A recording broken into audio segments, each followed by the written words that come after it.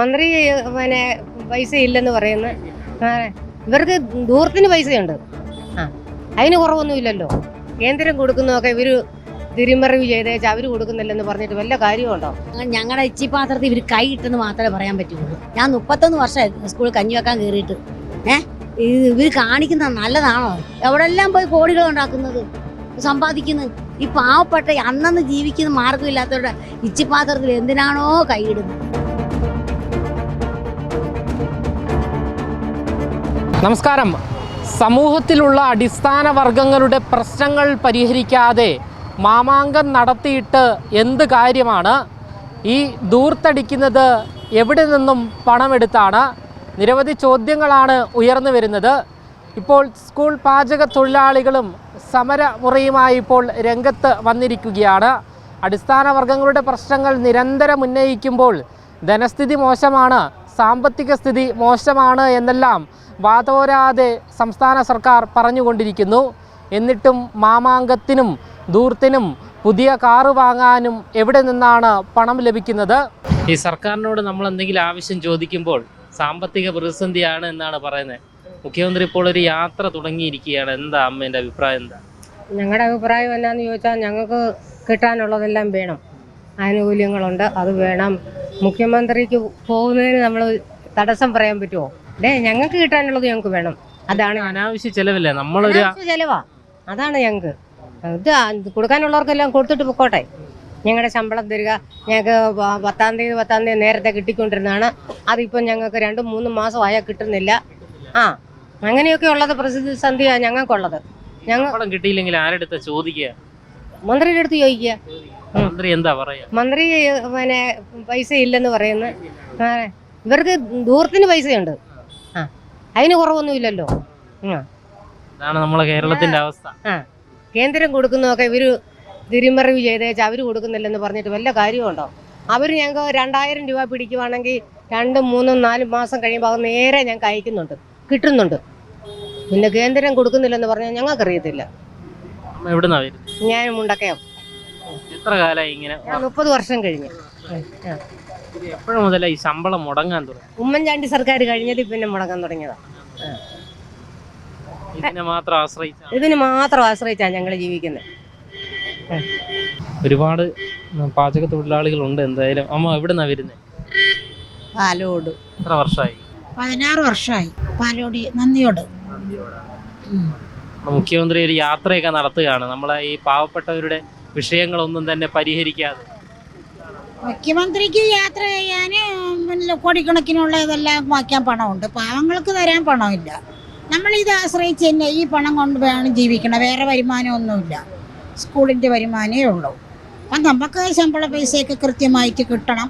ഇത്തിരി ശമ്പളമൊക്കെ കൂട്ടി കിട്ടിയാൽ ഒക്കെ ഞങ്ങൾക്ക് നല്ല വന്നിട്ട് ഞാൻ തന്നെ ഒറ്റയ്ക്ക് ചെയ്യാൻ പറ്റാത്തതുകൊണ്ട് ഞങ്ങൾ 2 പേര് കൂടി, ഒരാളെ ശമ്പളം ഞങ്ങൾ 2 പേര് കൂടി, തുച്ഛമായ പൈസയാണ്, 2 പേര് കൂടി എടുത്താണ് നിൽക്കണം. അപ്പോൾ ശമ്പളമൊക്കെ കൂട്ടി കിട്ടിയാൽ ഞങ്ങൾക്ക് ഇത്തിക്കൂടെയൊക്കെ അതൊരു നല്ലതായി. ശരിക്കും ജോലിയൊക്കെ ഉണ്ട്. അതിനൊക്കെ വേണ്ടിയുള്ള സമരമാണ്. എന്താ അഭിപ്രായം?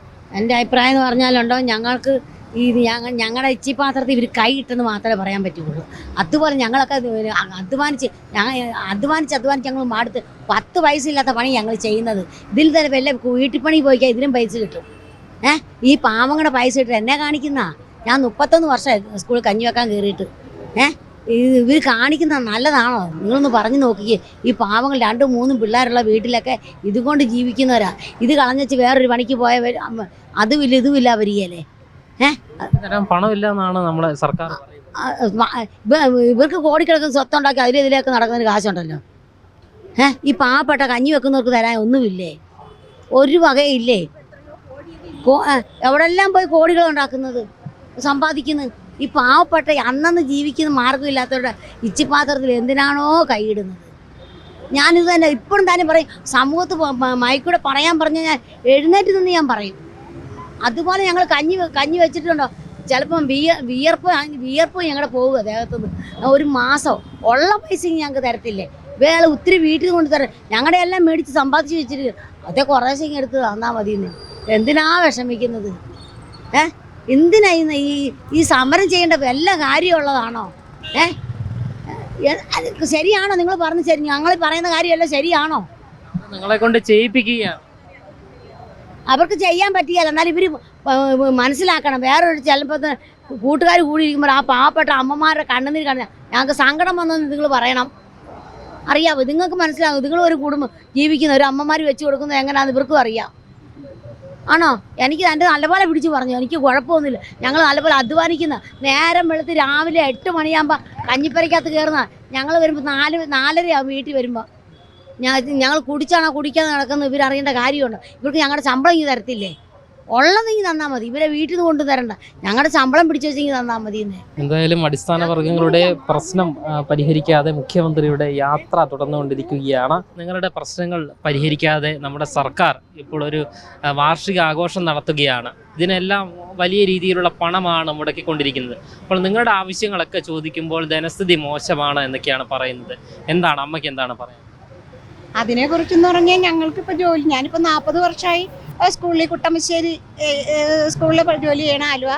അവിടെ ജോലി ചെയ്യണത് ഫസ്റ്റ് തന്നെ തുടങ്ങി 10 രൂപയ്ക്ക് ജോലി ചെയ്തു. അങ്ങനെ ജോലി ചെയ്തു 600 രൂപ ഞങ്ങൾക്ക് നിലവിൽ ആയിട്ടുണ്ട്. ഒരു ദിവസം കൂലിയായിട്ട് ഉണ്ട്. അത് ഞങ്ങൾക്ക് ഇങ്ങനെ ഒരു മാസം കിട്ടേണ്ട, ജോലി ചെയ്ത് കഴിയുമ്പോൾ കിട്ടേണ്ട ഒരു ദിവസമുണ്ട്. നമുക്ക് സാധാരണയൊക്കെ 1-ാം തീയതി 2-ാം തീയതിയൊക്കെ കിട്ടുന്നത്. അതിപ്പോൾ 3 മാസമൊക്കെ കൂടുമ്പോഴാണ് ഞങ്ങൾക്ക് ആ പൈസ കിട്ടണത്.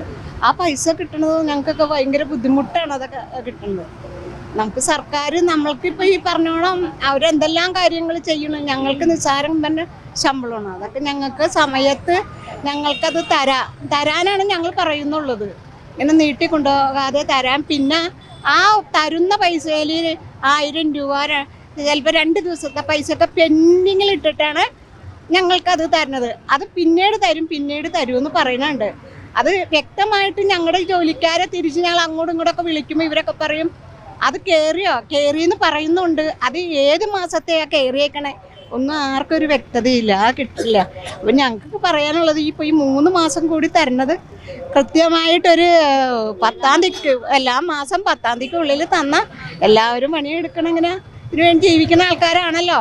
അപ്പം ഞങ്ങൾക്കത് തന്നാൽ അത് വളരെ സന്തോഷമാണ്. എല്ലാവരും ഇപ്പോൾ കഷ്ടപ്പെടുന്ന എല്ലാവരും ഉണ്ട്, ഒത്തിരി പേരുണ്ട്. കഷ്ടപ്പാടില്ലാത്തവരും ഇല്ലയെന്ന് പറയാൻ പറ്റില്ല. എല്ലാവരും ഈ ജോലി തേടി വരുന്ന ആൾക്കാരാണ്. അപ്പം ഞങ്ങൾക്ക് ബുദ്ധിമുട്ടിക്കാണ്ട് ഞങ്ങളുടെ പൈസ എന്നും മാസം തരാൻ ആഗ്രഹിക്കണം. പെൻഷൻ ഇല്ല, ES ഇല്ല. നമ്മൾക്കൊരു ലീവ് എടുത്ത 10 രൂപ, ആ ലീവിൻ്റെ പൈസ നമ്മൾ ഒരാളെ വേറെ കയറ്റിയിട്ടുണ്ടെങ്കിൽ അത് നമുക്ക് കിട്ടണ പൈസയിൽ നിന്ന് എടുത്ത് കൊടുത്തോളണം. പിന്നെ 2 മാസം വെക്കേഷൻ 2000 രൂപയാണ് അവർ സർക്കാർ കയറിയപ്പോൾ തുടങ്ങി തന്നതാണ്. അതിപ്പോൾ എത്രയോ വർഷങ്ങളായി. അത് കുറച്ചും കൂടി ഞങ്ങൾക്ക് കൂട്ടിത്തരാം. പിന്നെ ഞങ്ങൾക്ക് വേണ്ടെന്ന് പറഞ്ഞത് ഈ അസുഖങ്ങൾ വരുമ്പോൾ നമ്മൾ ജോലി ചെയ്യുമ്പോൾ നമുക്ക് ഒരു മാസത്തിൽ ചിലപ്പോൾ ഒരു 15 ദിവസമൊക്കെ ഉണ്ടാകുള്ളൂ. 22 ദിവസം വന്ന മാസങ്ങൾ എന്ന് പറഞ്ഞാൽ ജനുവരി പിന്നെ ഉണ്ടായിട്ടുള്ളൂ. ബാക്കിയൊക്കെ പകുതി ദിവസങ്ങളാണ്. ചെയ്യുന്ന ജോലിക്ക് മാത്രമേ നമുക്ക് പൈസ തരണുള്ളൂ. അതിൽ കൊള്ളില്ല. അപ്പം ഈ വയ്യാതെ വരുമ്പോഴാണെങ്കിൽ ആ പൈസ സ്കൂൾക്കാരൊന്നും കൊടുക്കൂല, നമ്മുടെ കയ്യിൽ നിന്ന് തന്നെ കൊടുക്കണം. അപ്പം അതിനൊക്കെ ഒരു പരിഹാരം കാണണം. അതിനു വേണ്ടി തന്നെ ഞങ്ങളെല്ലാവരും ഇങ്ങനെ ഒന്നിച്ച് കൂടിയേക്കണത്. പിന്നെ ES ഒന്നും ഇല്ല, മരുന്ന് മേടിക്കണ്ടേ, കിട്ടുന്ന പൈസയൊക്കെ ഇങ്ങനെ വഴിയല്ലേ വരേണ്ടത്. എല്ലാവരും 60 വയസ്സായത്, എനിക്കൊക്കെ ആണെങ്കിൽ 60 വയസ്സ് കഴിഞ്ഞു. അതുപോലെ കുറേ അമ്മമാരൊക്കെ ഉണ്ട്, അവർക്കൊക്കെ മരുന്ന് വാങ്ങിക്കണം. അങ്ങനെയൊക്കെ ഉള്ളൊരു സമരത്തിലേക്ക് വേണ്ടിയാണ് ഇപ്പം ഞങ്ങൾ ഇറങ്ങിയേക്കണം. എല്ലാവരും ഒത്തൊരുമിച്ച് ഇറങ്ങിയേക്കണം. ചേച്ചി എന്താണ് പറയുന്നത്? നമുക്ക് വേതനങ്ങൾ കറക്റ്റ് സമയത്ത് തന്നെ തന്നെയാണ് ഉദ്ദേശിക്കുന്നത്. അത് മിനിമം ഒരു 1000 രൂപയെങ്കിലും ആക്കി തരാൻ പറയാം ഒരു ഇതാണ് ഉദ്ദേശിക്കുന്നത്. പിന്നെ ഈ പാവപ്പെട്ട ജനങ്ങളുടെ ആവശ്യങ്ങൾ നമ്മുടെ സംസ്ഥാന സർക്കാരിനോട് ഉന്നയിക്കുമ്പോൾ ധനസ്ഥിതി അല്ലെങ്കിൽ സാമ്പത്തിക പ്രതിസന്ധിയാണ് എന്നൊക്കെയാണ് പറയുന്നത്. അപ്പോൾ മറ്റു ആവശ്യങ്ങളൊക്കെ സർക്കാരിൻ്റെയൊക്കെ ദൂരത്തൊക്കെ നടക്കുന്നുണ്ട്. എന്താണ് അതിൽ? മറ്റുള്ള എല്ലാ ആൾക്കാരുടെയും പൈസകൾ കംപ്ലീറ്റും ഓരോ സമയത്ത് തന്നെ എത്തുന്നുണ്ട്. നമ്മൾ ടീച്ചർമാരുടെ ആണെങ്കിലും എല്ലാവരുടെയും കറക്റ്റ് സമയത്ത് നോൺ മെയിലിൻ്റെ പൈസ വരെയും കറക്റ്റ് സമയത്ത് എത്തുന്നുണ്ട്. ഈ അവിടെ പാചകം ചെയ്യുന്ന പാചകത്തൊഴിലാളിയുടെ പൈസ മാത്രമാണ് 2-3 മാസം എത്തി തന്നത്. അതിൽ നിന്നും 1000 രൂപ കുറച്ചേ തന്നുള്ളൂ. അതും കുറച്ച് നാൾ കഴിഞ്ഞിട്ടേ തരുള്ളൂ. 1000 രൂപ എന്താണ് കുറയ്ക്കുന്നത്? പറയണത് കേന്ദ്രത്തിൻ്റെ പിടിച്ചിട്ട് തന്നതാണ് പറയണത്. അങ്ങനെയൊന്നും ചെയ്യാതെ ആ പൈസ കറക്റ്റായിട്ട് തന്നെ തരണില്ലെങ്കിൽ പിന്നീടത്തേക്ക് ആക്കണേ എന്തിനാണെന്ന് അറിയാൻ പാടില്ലത്. പിന്നീട് തരുള്ളത് അത് വന്നതും ഞങ്ങളുടെ എല്ലാവർക്കും കൊടുത്ത് ആലുവ ഉപജില്ലയിൽ ഒത്തിരി സ്ഥലത്ത് കൊടുത്തതിന് ശേഷം നമ്മുടെ ആലുവ ഉപജില്ലയിലെ ഈ ഓഫീസിൽ നിന്ന് വരെയും ചെയ്യും. ഞങ്ങളുടെ ഗേറ്റ് ലാസ്റ്റ് വന്നത്. ബാക്കി എല്ലാ അങ്കമാലിക്കൊക്കെ കറക്റ്റായിട്ട് തന്നെ ആ ഡേറ്റ് തന്നെ അവർക്ക് പറഞ്ഞ സമയത്ത് ഇടും. നമ്മുടെ കണക്ക് കറക്റ്റായിട്ട് കിട്ടണില്ല, അതാണ് മറ്റാണ് മറിച്ചാണെന്ന് പറഞ്ഞാൽ അവരങ്ങോട്ട് ഇതാക്കിയാണ്. സാറ് പറയും വരും വന്നോളും എന്നേ പറയുള്ളൂ. കേരളത്തിലെ അടിസ്ഥാന വർഗം ഇന്നും എപ്പോഴും ഈ ഒരു സാഹചര്യത്തിൽ നിരാശയിലാണുള്ളത്. കാരണം കൃത്യമായി പെൻഷൻ ലഭിക്കാത്ത സാഹചര്യം, വേതനം ലഭിക്കാത്ത സാഹചര്യം, മരുന്ന് കൃത്യമായ ആശുപത്രികളിൽ ലഭ്യമാകാത്ത സാഹചര്യം, നിരവധി പ്രതിസന്ധികൾ നിലനിൽക്കുമ്പോഴും നമ്മുടെ സംസ്ഥാന സർക്കാരിനും ധൂർത്തിനും യാതൊരുവിധ കുറവുമില്ല. അതിന് ഉദാഹരണം തന്നെയാണ് PSC ചെയർമാന് ഉൾപ്പെടെ ശമ്പളം വർദ്ധിപ്പിച്ചു നൽകിയതും KV തോമസിന് വാരിക്കോരി കൊടുത്തതും ഇപ്പോൾ മാമാങ്കം നടക്കുന്നതും. ക്യാമറമാൻ ആഷിക്കിനൊപ്പം അമൽ രുദ്ര, മറുനാടൻ മലയാളി, തിരുവനന്തപുരം.